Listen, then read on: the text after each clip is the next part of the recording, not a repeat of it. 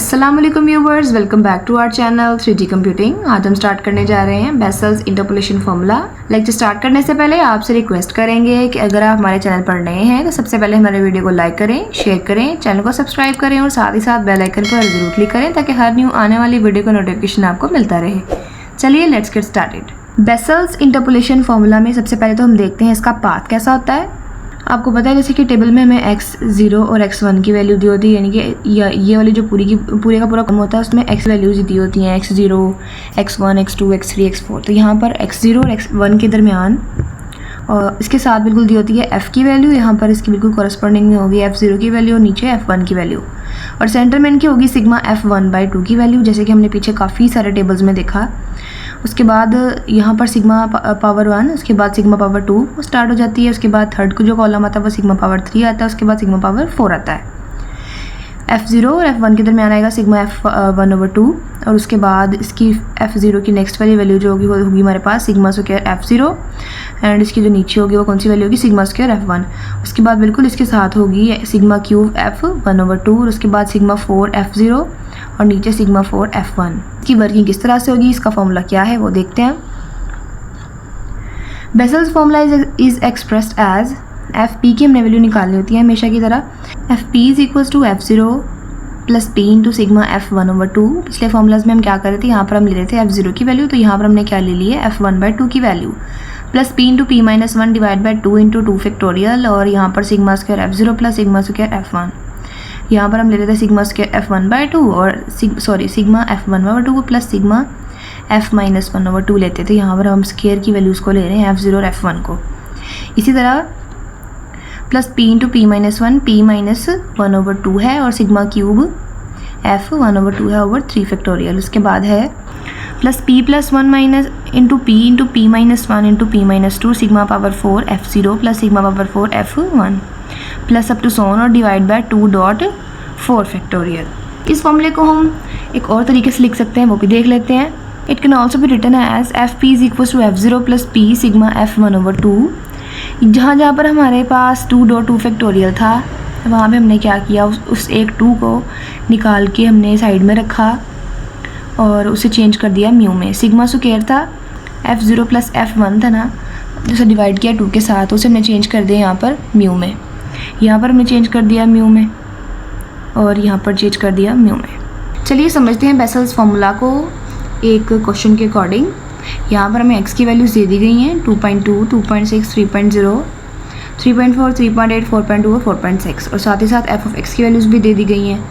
मैंने पहले से यहाँ पर सारे के सारे difference first order, second order, third order and fourth order निकाल रखे हैं ताकि हमारा टाइम सेव हो जाए। तो डिफरेंस हमें पहले से ही पता है किस तरह से निकालते हैं, 0.438371, और उसमें से माइनस करेंगे 0.374607, तो ये आ जाएगा 63764, और 0.063764 आएगा। और यहाँ पर 0.00, यहाँ पर 0.0003 टाइम्स, और यहाँ पर 0.0004 टाइम्स आएगा। इस तरह से मैंने सारे के सारे डिफरेंसेस निकाल लिए हुए हैं।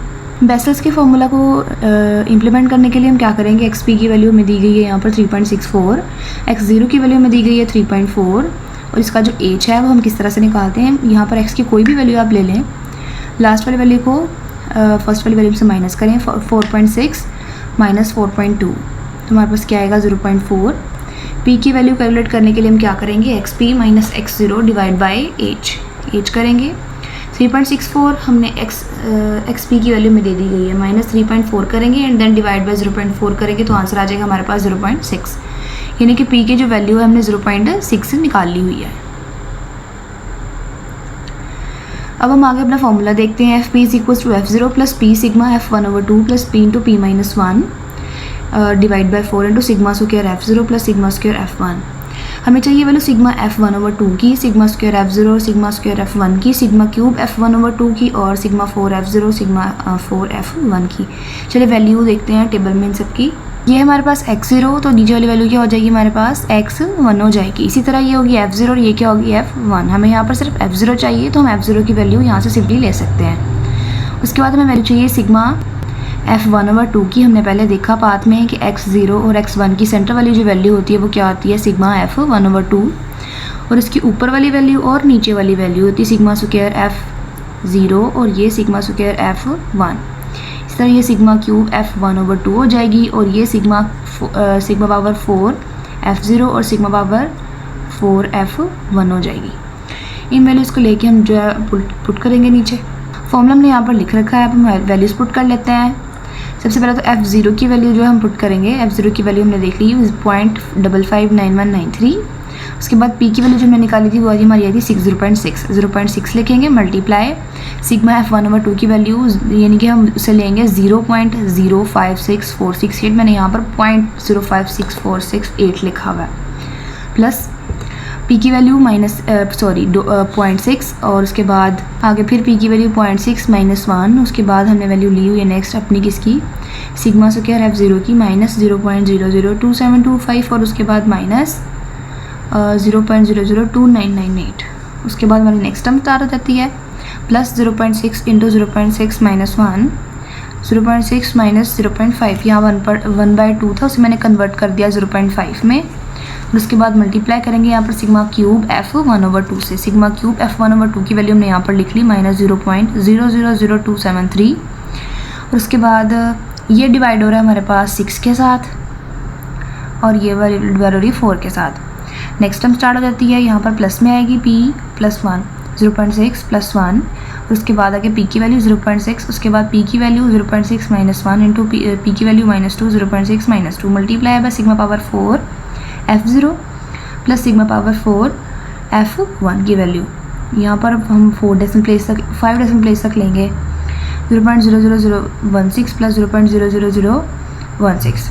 अब यहाँ पर क्या आ जाएगा हमारे पास, इस पूरी वैल्यू को कैलकुलेट करने के बाद 0.559193 तो ऐसे ही आ जाएगा। 0.6 को मल्टीप्लाई किया 0.056468 के साथ तो ये आ गया हमारे पास 0.033881 और उसके बाद इन दोनों वैल्यूज़ को मल्टीप्लाई किया, इसका जो आंसर आया उसे हमने इसके सम से मल्टीप्लाई किया, दैन डिवाइड किया 4 के साथ तो हमारे पास आ गया 0.00343 और प्लस उसके बाद हमारे पास ये वाली टर्म आ जाती है। हमने क्या 0.6 को माइनस किया 1 में से, सॉरी 0.6 माइनस किया 0.6 और 1 को माइनस किया, 0.6 और -5 को 0.5 को माइनस किया।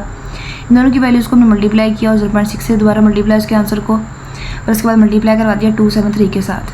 तो ये हमारे पास आ गई जी 0.0001 प्लस और उसके बाद इसे हमने मल्टीप्लाई किया और डिवाइड किया 48 के साथ। इन सभी वैल्यूज़ को प्लस करने से हमारे पास वैल्यू आ रही है 0.593418। नेक्स्ट लेक्चर में हम कवर करेंगे एवरेट्स फार्मूला को। हमारा लेक्चर यहीं पर एंड हो रहा है। आपका इस लेक्चर के अबाउट कोई भी क्वेश्चन हो तो हमसे कमेंट सेक्शन में पूछ सकते हैं। तब तक के लिए अल्लाह हाफिज़ एंड थैंक्स फॉर वॉचिंग।